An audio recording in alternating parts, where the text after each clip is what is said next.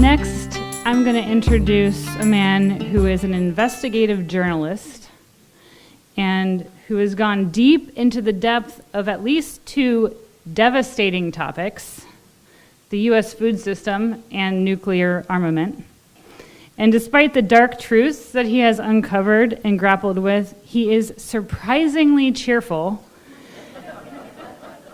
verging on optimistic. I don't know if he was going to take that or not, but it's quite unique. So I like to think about the both-andness of the situation that we're in, and Omar did a great job of bringing these,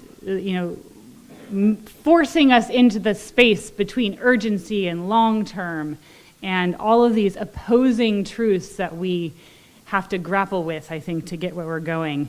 And I think it seems like Eric is doing a beautiful job of this because he knows things and understands these two systems that are very fragile and at any moment could sort of break this entire world that we understand as being. So with that, I'll just leave it at that. Please join me in welcoming Eric Schlosser.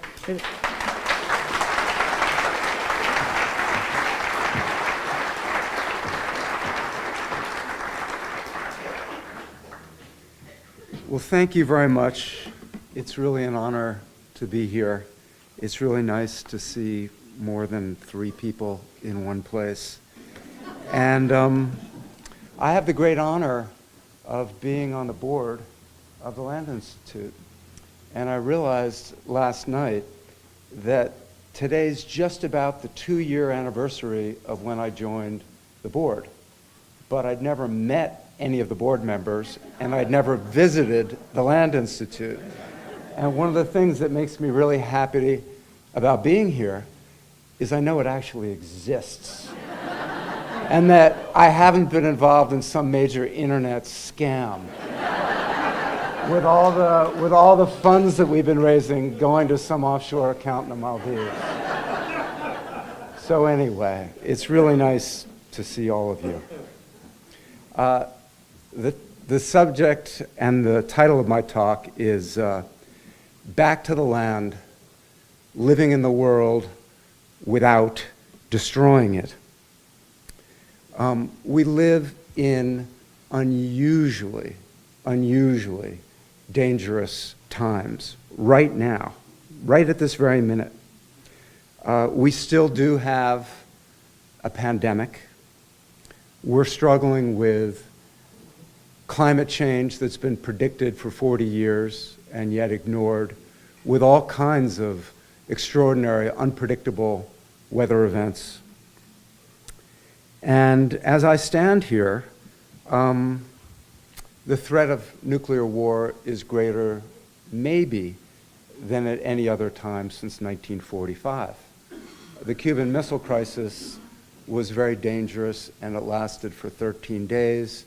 And the war in Ukraine is now into its 7th month, and the risk of the use of nuclear weapons just increases. On top of that, right now we have in the world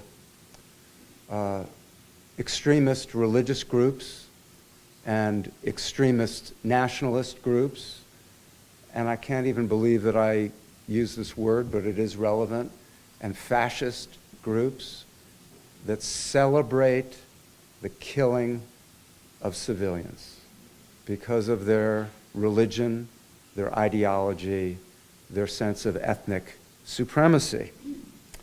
Now, a lot of this fits what was predicted to be the end times. And maybe we are in the end times, but I really believe we don't have to be. So this talk is not going to focus on all those other subjects. It's really going to focus on how we produce and distribute and consume food, and who really benefits from this system, and what we can do about it. So, back to the land. Back to the land became a phrase popular in the late 1960s and early 1970s as all kinds of mainly middle class and upper middle class kids left the suburbs, left the cities, went back into rural America for a different way of living. Yet this back to the land sensibility has ancient origins. I think it's worth keeping in mind that at one point, and for most of human history, everybody was on the land.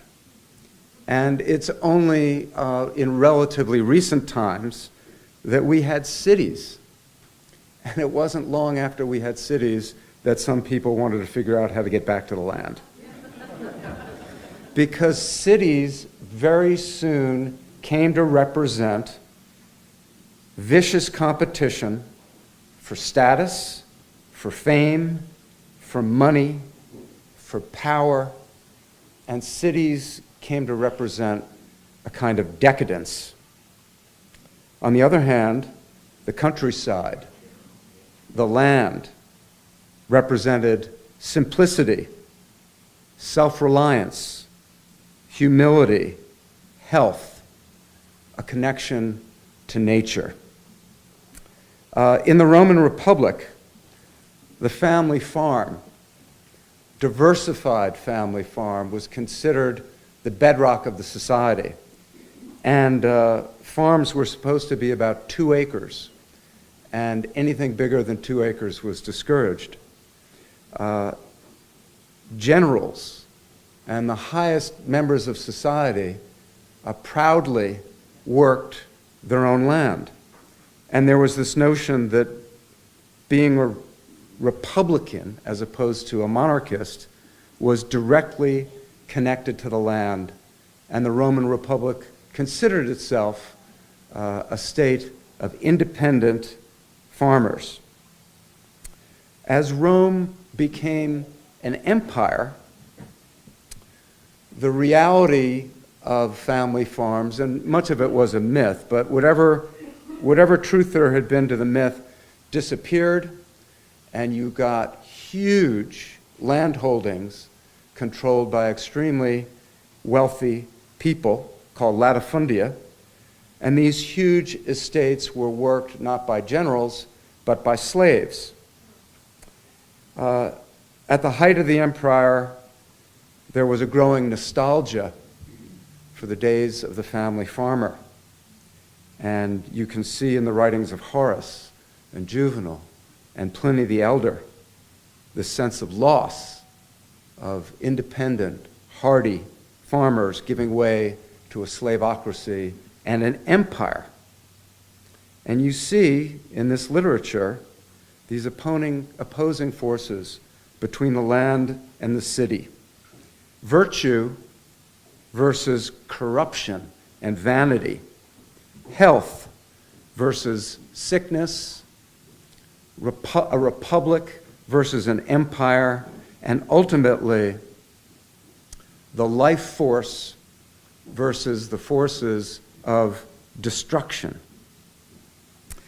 By the 19th century, the Industrial Revolution had provided a new nemesis, a new reason to reject the city and its values and return to the land.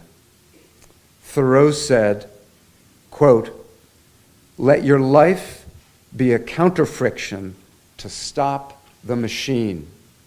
All sorts of utopian communities sprung up around the United States, in rural areas, as people went back to the land and tried to figure out all kinds of new social arrangements that were in many ways opposed to industrialization and the machine.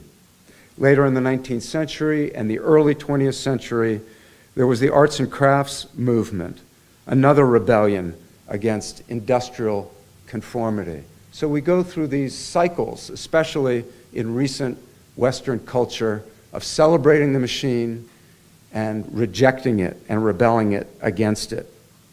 In the 1960s, the Back to the Land movement was hugely fueled by the war in Vietnam and what it revealed about American society, by oil spills and a growing awareness of pollution, and a sense that the earth was a fragile place, gravely in danger.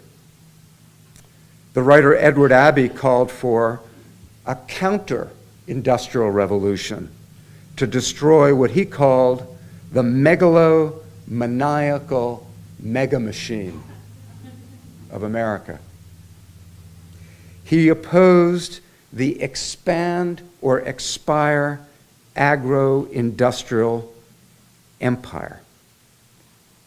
In a beautiful, beautiful essay in 1970, Wendell Berry wrote,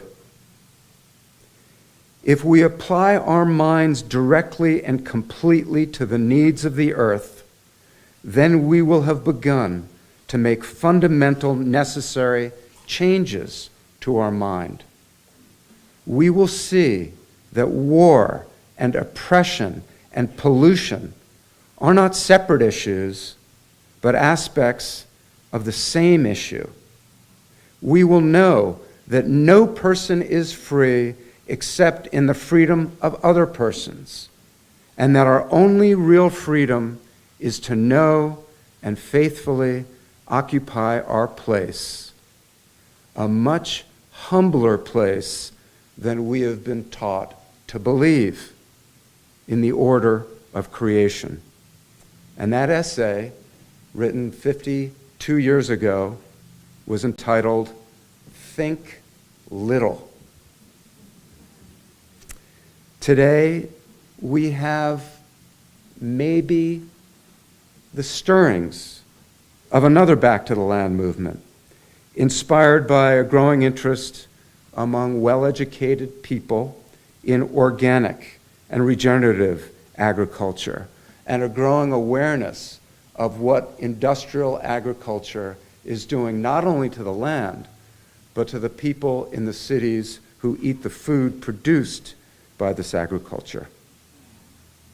So that's some of the backdrop of the idea of back to the land, this constant tension between a reverence of nature and the impulse to make use of nature, thereby destroying it, and celebrating so many values connected to ego and vanity and status that occupies so much of the time of people in cities. So right now, what's the problem with how we produce and distribute our food? How many hours do you have? 20 years ago, a book called Fast Food Nation that I wrote outlined some of these problems, described the corporate takeover of our food system, and how that corporate takeover was pushing the centralization, industrialization, and homogenization of this country and its culture and its food production. And all of that was happening at the expense of independent farmers, independent ranchers, workers, and consumers. And we can see in the last 40 to 50 years, which pretty much coincides with the rise of this centralized industrialized system, how all of these groups have been harmed. And the proportion of farmers and ranchers driven off the land just in the last 50 years is extraordinary. And the rise of obesity and foodborne illness and all these other harms is extraordinary. And the ways in which workers have seen their wages decline and the minimum wage decline and protections in workplace decline. And these, as Wendell said, are not disparate problems. They're all connected to one bigger problem, a worldview, the mega machine. And I would like to think that when you write a book that becomes a bestseller on this subject, and documentaries are made, and it inspires other books and other documentaries, and I don't feel like I created the wheel. I feel like I'm just one part of this movement to challenge the system. I would love to think that 20 years later, there's just been a vast improvement, and I can say, that every single thing I wrote about has gotten worse, except for the growing awareness among some people and how they are changing their lives and how some people are trying to change how we produce our food. Now, what we're talking about is science applied to the land for profit and the profit of a few.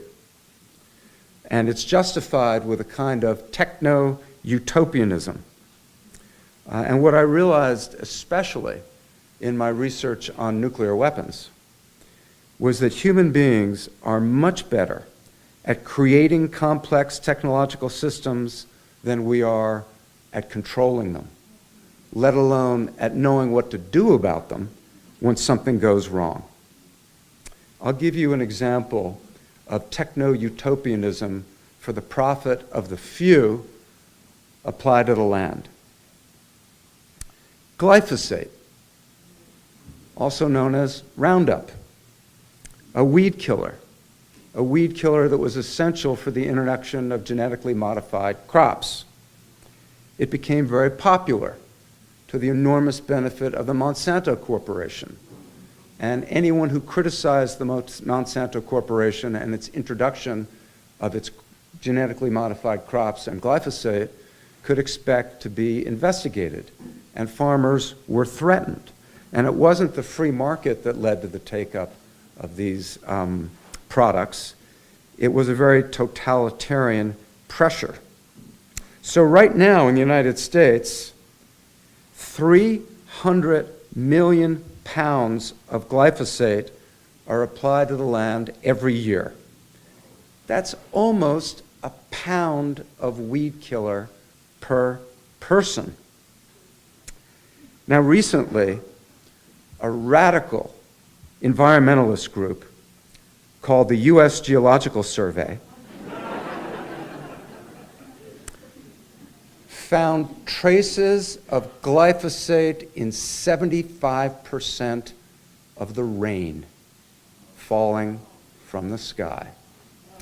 So if you live, especially in the heartland of the United States, you can be growing things organically, you can be living righteously, you can be a vegan determined not to harm every or any living thing. But if you breathe, you are likely to be breathing in traces of glyphosate. And if the rain touches you, it brings this poisonous weed killer. Another study recently found that 80% of Americans have traces of glyphosate in their urine. Now, what's the problem with that? Well, there's increasing evidence that glyphosate is carcinogenic, and that has nothing to do with what it's doing to complex ecosystems that we barely are beginning to understand. It's just the simple fact that something that could cause cancer is being dumped on the land, hundreds of millions of pounds, without our consent, and it's in the rain. This is a sign of madness. I'll give you another few statistics. About 850 billion pounds of corn are produced every year in the United States. And that would seem an incredible bounty for human health. 40% of that corn is fed to livestock. 30% of that corn is fed to automobiles. And of the 840 billion pounds of corn grown in America, maybe 6% is consumed by human beings. That is insane. This incredibly cheap, government-subsidized, genetically modified, pesticide-covered corn is a source of enormous profit for a handful of meatpacking companies because they have cheap, subsidized grain to feed to livestock in factory farms. This has also led to some unusual results.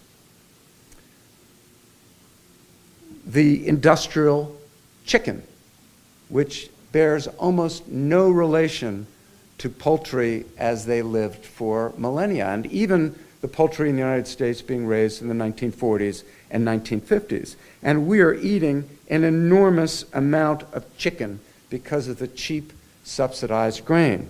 So right now, the biomass, that's the combined weight of all the industrial chickens, is 3 times larger than the biomass of all the wild birds in the world. Now, in nature, the most common wild bird was the passenger pigeon in the 19th century. And at its peak, there were 3 to 5 billion passenger pigeons at one time. This year, so 3 to 5 billion of the most numerous wild birds.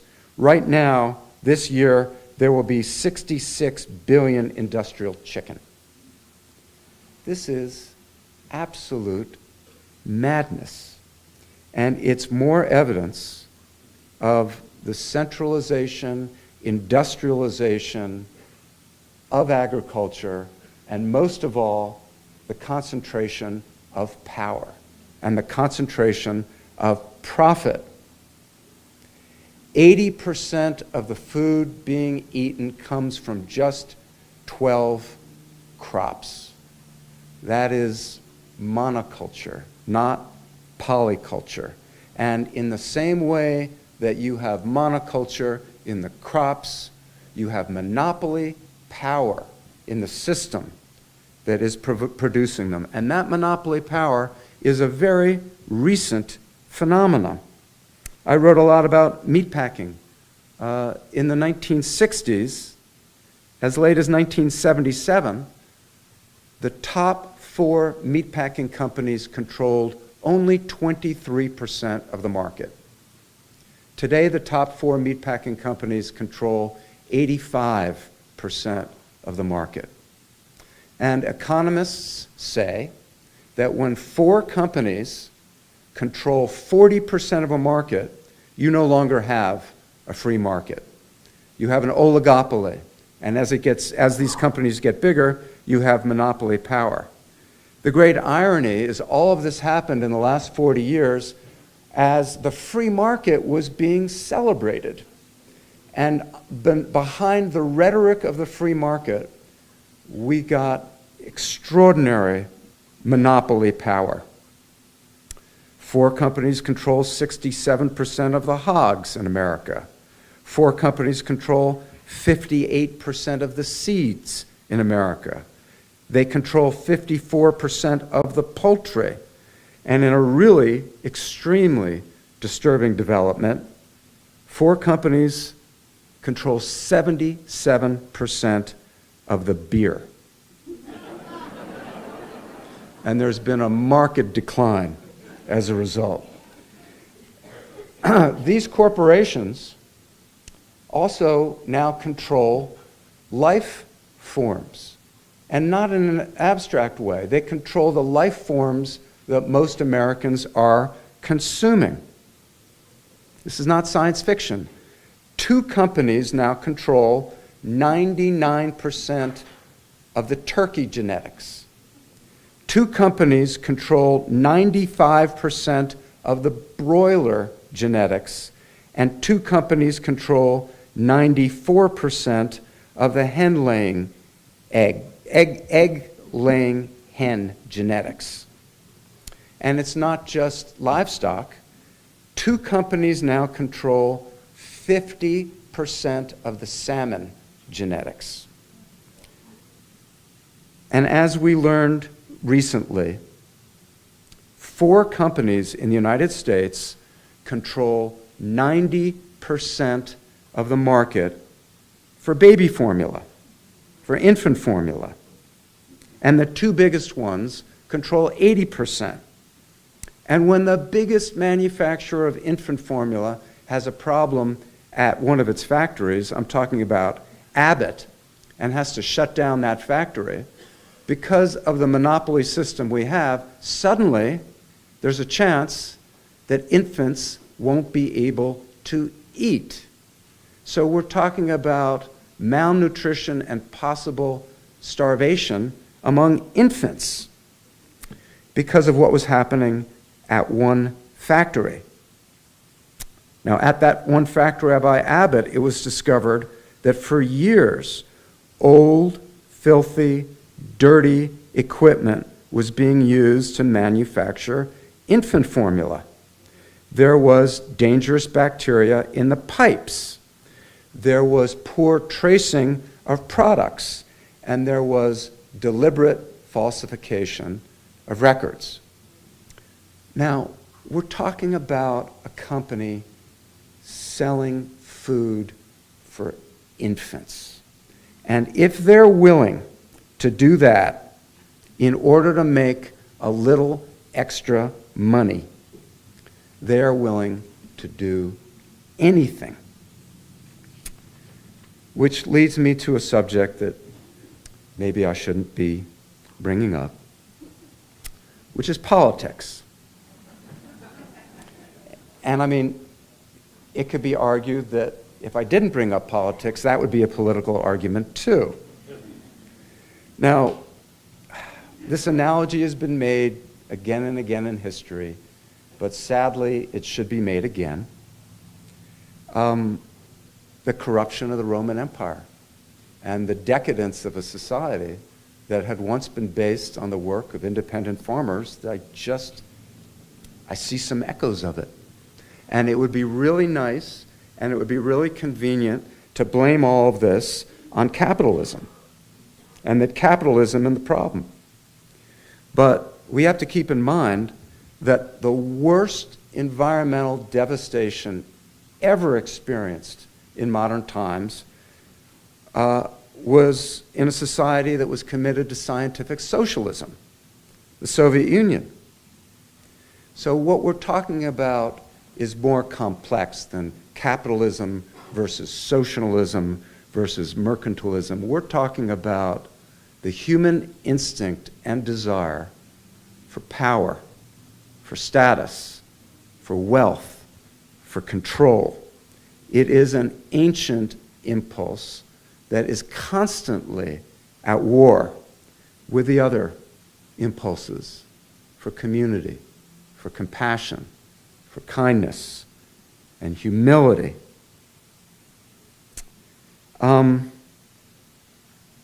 This happens to be a very good place to talk about politics, because this state was the place where opposition to monopoly power was born in the late 1880s and 1890s. And populism, the right kind of populism, came out of this state. Mary Elizabeth Lease, one of the real radical Kansas populists, said, quote, "Wall Street owns this country. We now have a government of Wall Street, by Wall Street, for Wall Street." You could say the same thing today, but you'd have to add some other names like Tyson and Cargill and the other gigantic corporations that basically write our laws and get the state to enforce those laws at the expense of most people. The effort to oppose monopoly and the effort to oppose trusts that began here in the 1880s and 1890s was not entirely successful, but it had an impact. And it led to the popular election of senators, it led to antitrust laws, it led to the breaking up of some very big monopolies. We have populists again today. Populists who are proud to call themselves populists, but today's populists, unfortunately, are as phony as the hair color of a certain ex-president's hair. I mean, I see pictures of the guy, and I thought that, and I don't really know personally, but I thought that when you get old, your hair gets gray. And what's amazing is here's a guy with dark hair who became a blonde. And his hair is as fake as the right-wing populists that we have in this country. There's a guy in Texas who's going to run for president, and he considers himself a populist, and his wife works for Goldman Sachs. Those are the populists of today. But if you look back a century ago, it was a different thing. It was a real confrontation with concentrated power. It wasn't using the language of populism as a cover for the corporations to just pass more laws and buy more politicians. One of the most outrageous things to me, was the Supreme Court decision in 1882 that declared that corporations are people. And it was under the 14th Amendment written to free slaves and provide civil rights to former slaves that used as a way to protect corporations. And, you know, it's ridiculous to consider corporations people and allow them to donate to political campaigns on society that we're paying for and that these food companies are not paying for was as high as $2 trillion. So the external costs being imposed on society in terms of climate change, obesity, foodborne illness, all the harm to society is an extra $2 trillion. And in the 1970s, we got clean air because the environmental movement came up with a notion, make the polluter pay.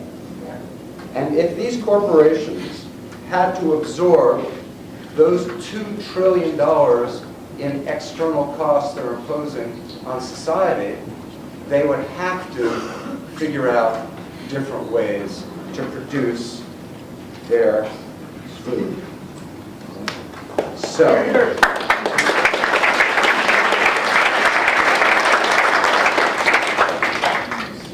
what's the answer? Well, I think Wes Jackson has provided a large part of it, and here the Land Institute has provided a large part of it with a notion of perennial polyculture, a form of agriculture that looks at nature in an entirely and profoundly different way, that isn't trying to instant way, but to understand it and work with nature.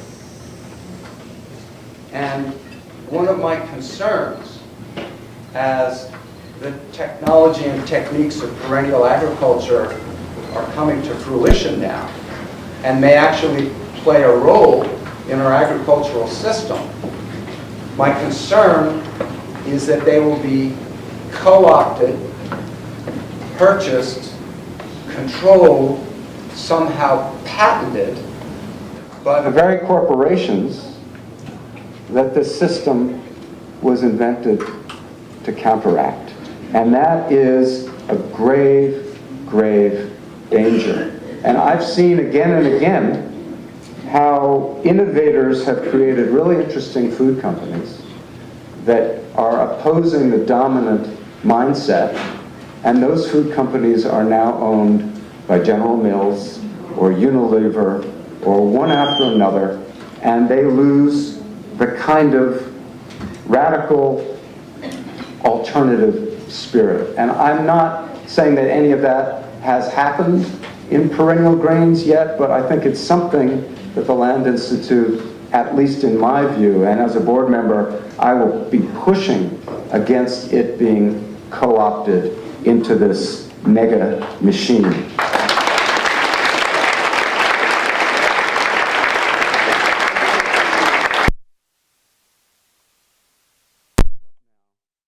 By mentioning the work of some of the early founders of the movement for sustainable agriculture from the 1920s and 30s and 40s. I'm talking about people like Sir Albert Howard, Lady Eve Balfour, Robert McCarrison, Jerome Rodale, who saw 80, 90 years ago the dangers of an industrial system reliant on pesticides and herbicides. And the founders of our modern sustainable agriculture movement had a worldview that was truly holistic. The interconnectedness of all things was at the heart of their philosophy. As pesticides and fungicides and herbicides were being introduced, they rebelled against a simplistic, mechanistic view of how food should be produced. Their interest in the soil was literal, but it was also metaphorical. The importance of the soil was integrally linked to the cycle of life, birth, death, regeneration, and they rebelled against this simplistic technological view of agriculture, against the desire to dominate and control nature. They rebelled against attitudes completely at odds with how people had lived on the land for thousands of years. And the essence of their argument is this: what you put in the soil winds up in the crops that grow in that soil, winds up in the animals that eat those crops, winds up in the people that eat those animals, and ultimately everything returns to the soil, as all of us will one day return to the soil. Like it or not, deny it, embrace it, all of us are going back to the land one day. And I can tell you, for my part, while I am standing on it, while there is a glimmer of hope, I will fight and fight and fight against these other forces of dominance, of control, and greed. And what we need to do is celebrate the antithesis, which is kindness and compassion and humility. Thank you.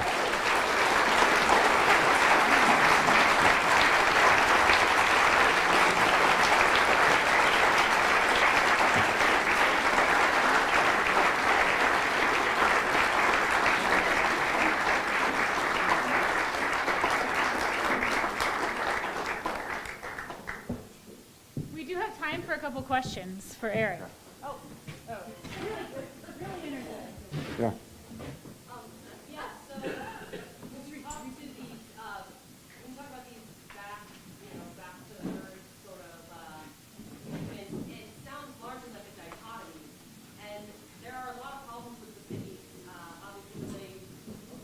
Yeah. So there's a dichotomy inherently with going back out into the land, out of the city, rural values versus urban values.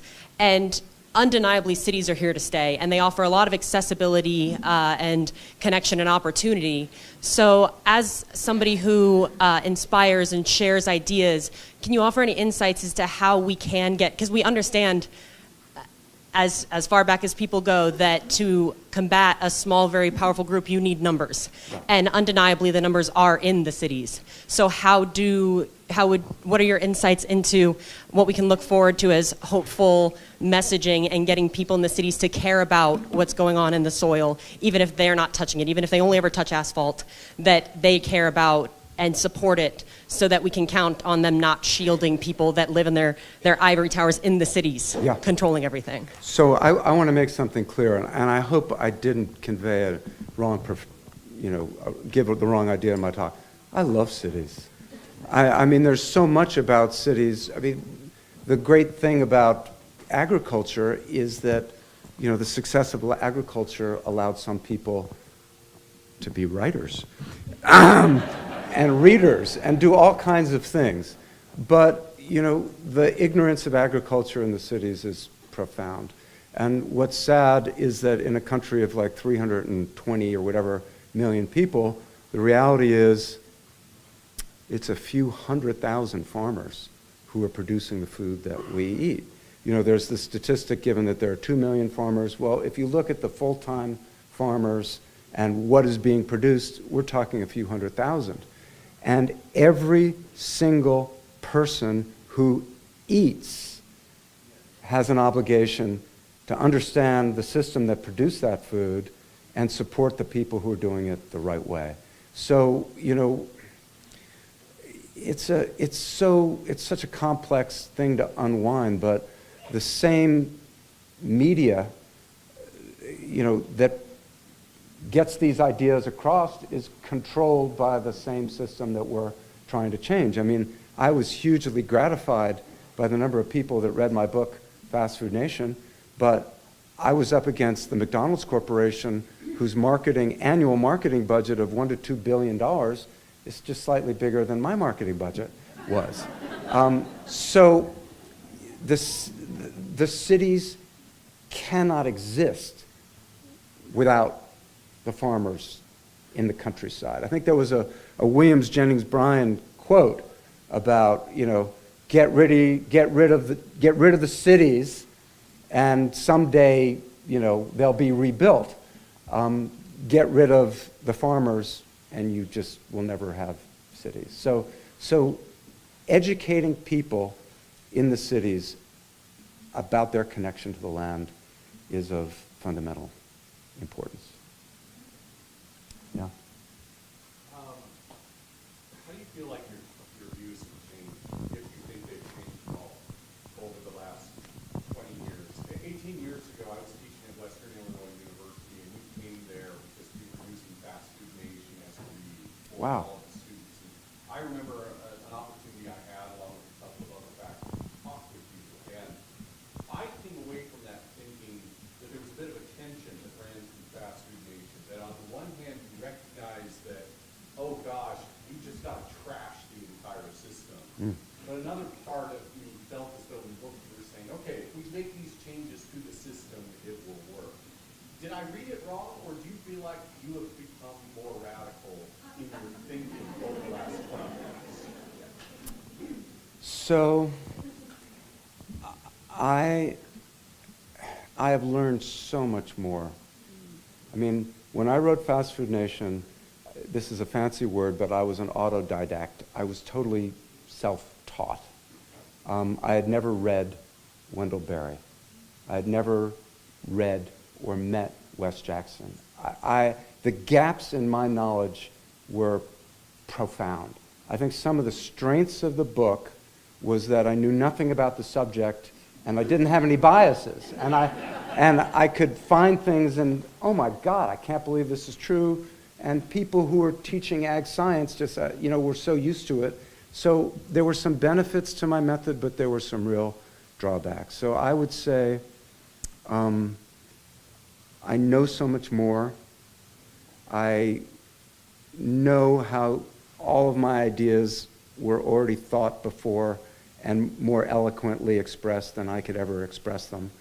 And that my work is just part of a process of people who, not just for generations, but for hundreds of years have been trying to push the world in a certain way. And I think that also, things have continued to get worse. And I'm not calling for the violent overthrow of the United States government. I want to make that clear for anything. But I think that if money isn't removed from politics, and if ordinary people are not involved more and more in the process, I mean, we have the widest, gap between wealthy and poor that we've had, since the 1890s, when the Kansas populists spoke out against it. So I don't presume to have all the answers. I just really want the right questions asked and people to try to act. Anyone up there? No? Okay. So.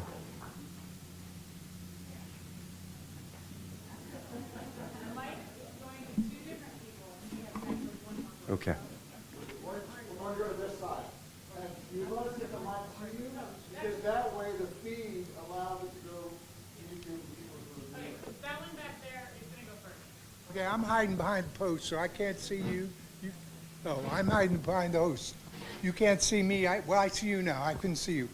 First of all, I agree with all that you said, but a couple things came to mind from what you talked about. First of all, your thoughts on the idea of educating about farming and the real nature of farming. The second thing that came to mind was we talked a lot about marginal profits in the big companies, but don't we offer, or don't we have a little bit of blame here too, that we're concerned about not a profit, but saving a little money when we buy those products compared to what an independent farmer could make. Yeah. The other thing, the final thing, I like your comments once again. One of the things that struck me during the years or two of COVID when things weren't available, wasn't this an incredible opportunity for us to say, wow, let's, there's a limit of what's available here. Isn't this a wonderful opportunity for us to pay a little bit more and support our neighbors, a little more for eggs, or maybe our neighbors, and encourage that and really profit our neighbors that live next door to us and people we know. Yeah. So I kind of like your thoughts on it. Well, try to go backwards. That last question about COVID, it would have been great if COVID and the pandemic had inspired people to think more about their neighbors and pay a little more. But what happened instead was the monopoly power, particularly in the meatpacking industry, allowed these corporations to maintain, extraordinary high prices while ranchers were not getting money for their meat. And if you look at every single one of the meatpacking companies had record profits through this pandemic. And there is no real competition in that industry. There is no free market. And what's particularly appalling for me is, the book Fast Food Nation, if you look at it, the heart of it is about the exploitation of immigrant workers in the meatpacking plants of the United States. And to see how these people were literally sacrificed during the pandemic by the only executive order issued by the President of the United States in the entire pandemic was to keep the meatpacking plants open when a public health official in Colorado tried to shut one of them down. There was never an executive order for companies to make gowns for nurses who were wearing garbage bags in hospitals. And it's just so the pandemic revealed the fragility of the system as farmers were dumping thousands of hogs into trenches, and it revealed the unbelievable, unchecked greed of the corporations who control the food system.